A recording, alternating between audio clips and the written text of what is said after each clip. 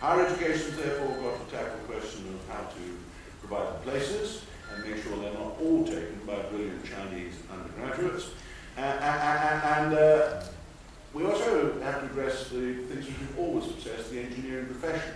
How do we improve the attractiveness and the status of careers in these areas? I won't go into work wider. You get into, well, first you get into actually school policy, because I always thought the key to getting more people to go into science, certainly probably engineering, is that you be taught well in an exciting and attractive way at school. And engineering, how on earth you get status of engineering in the minds of parents of children, or into the minds of shareholders who in this country never make an engineer the chief executive or chairman, or hardly ever. It is a big, wide subject.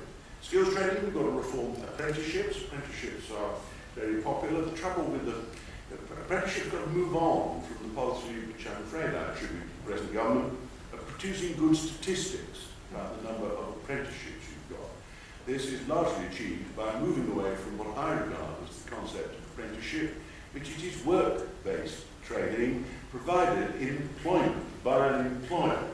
And it is to somebody who's been trained to a level of genuine skill, which is above the NBQ2 level, which some of the things that now qualify and describe as apprenticeships actually amount to. And we are producing proposals to give financial inducements to employers to provide apprenticeships and to reform the structure of apprenticeships, and we hope to produce the money. The numbers, the money will be real. The second is the problem in capital markets. Now again, there's a big problem in capital markets for small, medium-sized business in particular. It's part of the credit crunch, and it's the current background to the problem. Looking ahead, I am attracted to the idea that you have got to look at why we're so bad at turning innovation into full exploitation in this country of a commercial kind that provides the eventual production, research, employment in this country of ideas that are first generated in British universities or by British scientists and engineers. I do believe that one of the biggest impediments to the emergence of the best of British innovation into those new high-value-added, high-tech companies that we want does lie in the difficulty in getting capital. We've venture capital here, and we do have a venture capital market, but it's never been as strong as in America 20, 30 years ago. It was non-existent. And venture capital trusts, I thought, were a good idea. They're still kicking about, but there's no doubt that venture capital went into management buyouts to a very considerable extent, and secondly, it's gone down at the moment because it was so risk averse. So how, and most people with a startup say it's extremely difficult to find business angels, venture capitalists or anything else, and there does seem to be a very serious gap if you do start to make progress when you move on to wanting serious amounts of investment, because we're trying to go into the upscale and go into serious level of production, and the market is not at the moment filling that gap. We're looking at how to tackle that. So I say, looking at Peter Mandelson, trying to keep up these press releases. It's plenty of work in hand across at DBiz as well. It'll be interesting to compare where they've got to when we get in with where we think we've got to. The Conservatives start with the instinct that one should do this with tax relief, it's venture capital trusts in the past, and the other tax reliefs we give. I read the paper you produced. Anything I say today should not be taken as a statement of Conservative policy on tax, because I'm glad to say I'm no longer responsible for that.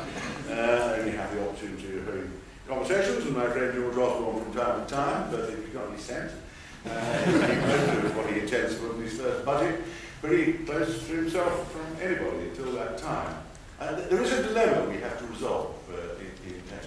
The first thing is we do need the lowest level of corporation tax that we can get in today's world. The headline rates got to be kept low, and the small business rate should certainly be put back down to 20%, and it's ridiculous that the government is in the process of raising the small business rate of corporation tax.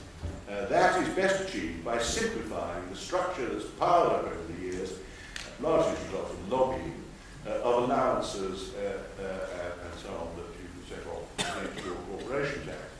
Of course, the moment you get to any specific subject, any specific sector of industry, the case for allowances of one kind or another becomes quite overwhelming. So I read your paper, which talked about the particular importance of capital allowances, the particular importance of R&D credits, and there is a dilemma which you also have to resolve. But what you have to work out is how much of the capital allowances by definition favour high capital-intensive businesses of one kind or another.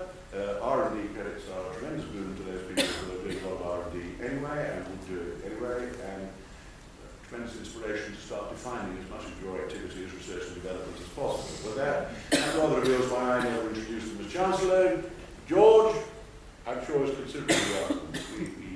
Budget secrecy is the best way of proceeding, and I suspect no decision has yet been taken, but that dilemma has to be resolved. Then finally, there's a case for grant aid.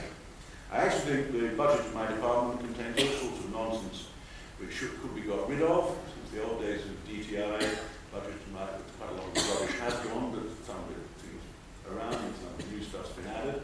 But I do think there is a case for saying that at the present circumstances, given this aim of moving into high-value manufacturing, you are going to have to combine whatever tax relief you come up with, tax incentives, you are going to have to combine that with some positive injection into sections of the economy and sometimes for individual enterprises that are going to need encouragement.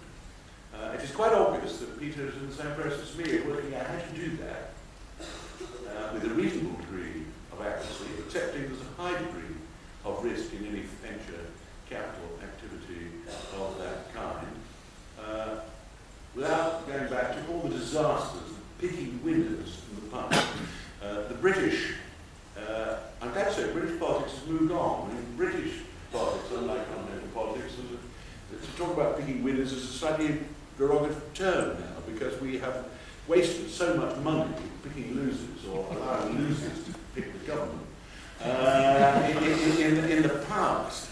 And so we need a mechanism by which we can actually detach all the selection of either the technologies, or embryonic enterprises, or growing enterprises you're going to give support to, from all the short-term political pressure, all the current political fashion, all the media lobbying and local lobbying that piles in the moment the whiff of money is about in a government